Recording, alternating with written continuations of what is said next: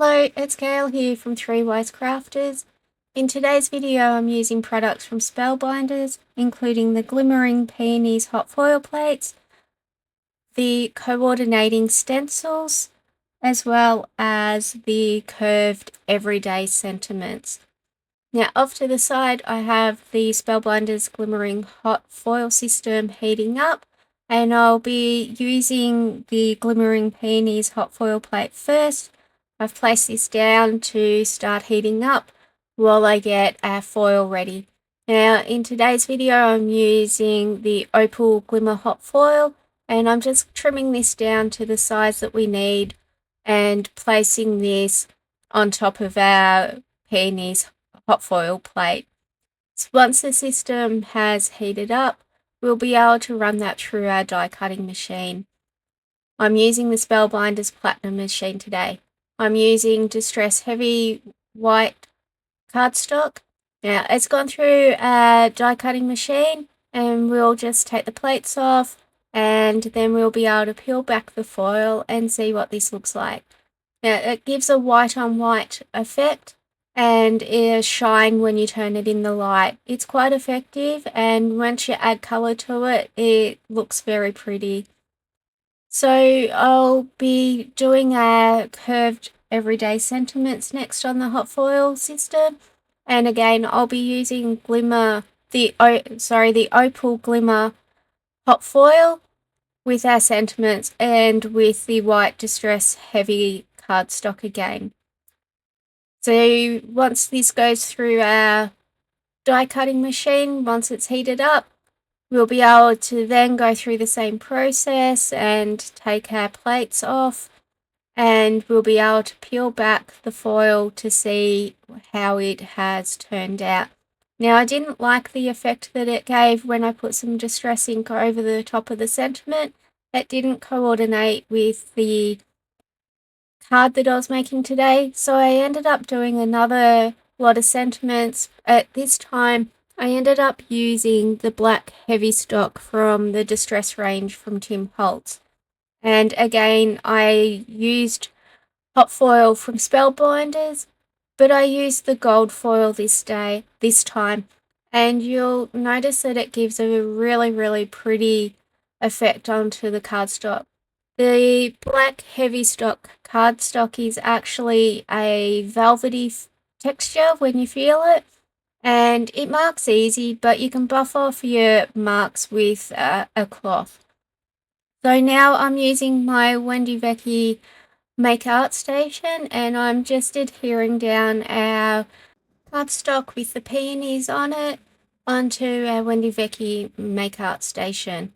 Now on top I'm going to be using Distress Ink Worn Lipstick with a blending brush to add colour in different areas of our hot foil, and then I'll also be using another colour today and blending this on top as well. So I'm just layering down the Worn Lipstick Distress Ink in the top section at the moment, and then I'll move on to another area. And as you can see, when we apply down the ink, the Opal Glimmer hot foil that we used shines up and shows through the Distress ink, and it resists the ink really well as well. But if you do get a little bit of excess ink, you can use a cloth and buff this off very easily, but don't use too much force, otherwise you'll end up scraping off some of your hot foil, and you don't want to do that. So just doing it nice and gentle. So now I'm using some wild honey with a blending brush. I'm using Gina K's blending brushes today, but you can use whatever blending brushes that you have. So I'm just layering down the wild honey ink, and I'm putting this over the top of our worn lipstick. And as you can see, where I put it over the worn lipstick, it changes the colour into more of an orange. So we're getting pink, yellow and orange onto our card today, which I think makes it look very bright, vibrant, and it gives different shades. With the wild honey, it's quite interesting to use that distress ink. You can get nice sort of yellowy golden tones, but then you can, in different areas, you can get a heavier build up of the ink and it changes the effect of it. So I'm just laying down some more ink, and I've sped up the video because you don't need to watch me at normal speed just applying ink down onto cardstock. So I just keep going back in with either the worn lipstick or the wild honey just to add the colour where it needs to be applied a bit more, or to blend it out because it's not as blended as what I would like it to be. Now, distress ink will smooth out as it dries, so you don't need to get it perfect, but you can go back in and just apply more ink to the areas that you feel needs it.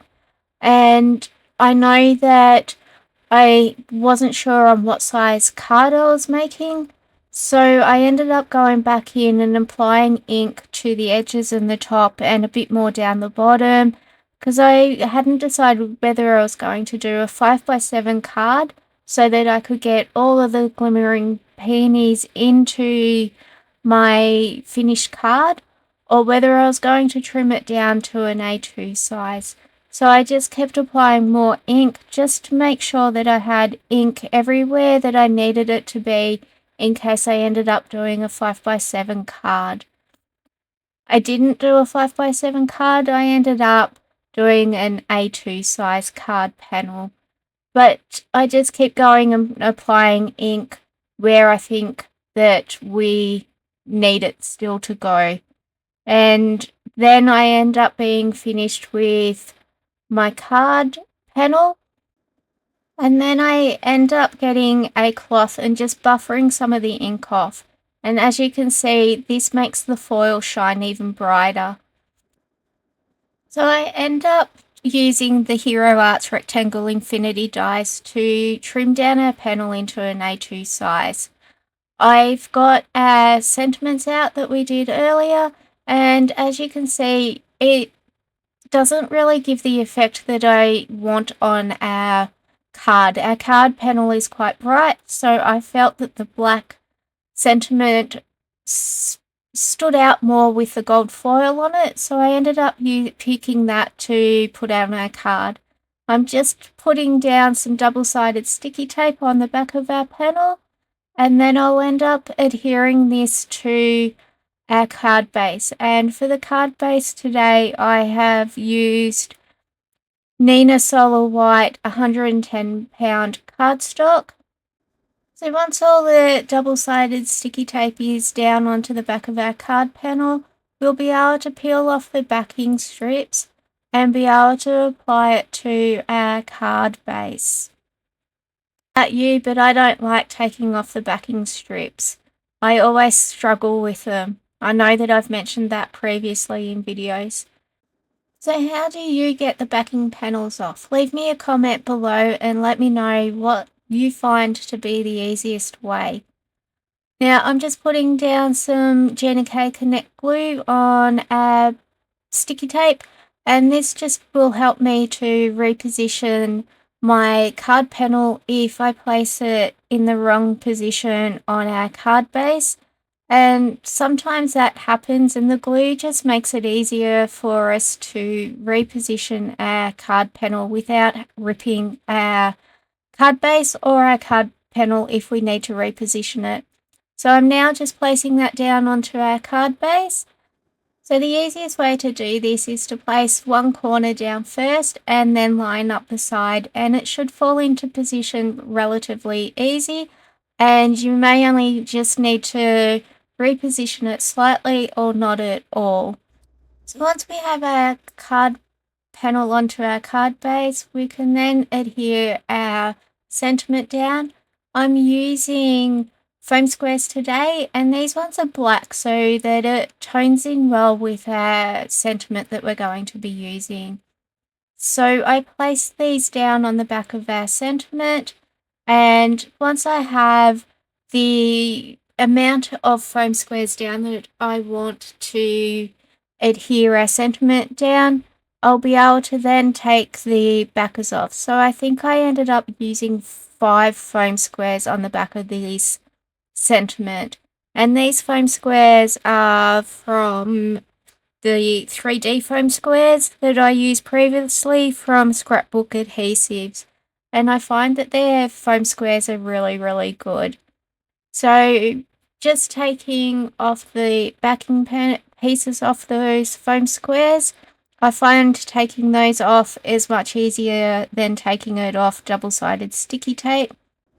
And once we have all of the backers off our foam squares, we'll be able to apply some of Gina K's Connect Glue, which I have in a fine tip bottle to make it easier to use. And we can apply that to the back of our foam squares just to make it easier to reposition our sentiment on our card if we need to. Sometimes our sentiment can be off center a little bit or maybe not straight, and we just need to reposition it. And having the glue on the back just makes it easier for us to do this. And as you can see, I've repositioned mine a little bit just to get it into the position that I want it to be. So I hope that you've enjoyed watching the video today. If you have, please make sure that you subscribe to the channel and give the video a big thumbs up. Also make sure to follow us on Facebook. The links are below in the description. Thank you for watching the video. See you soon.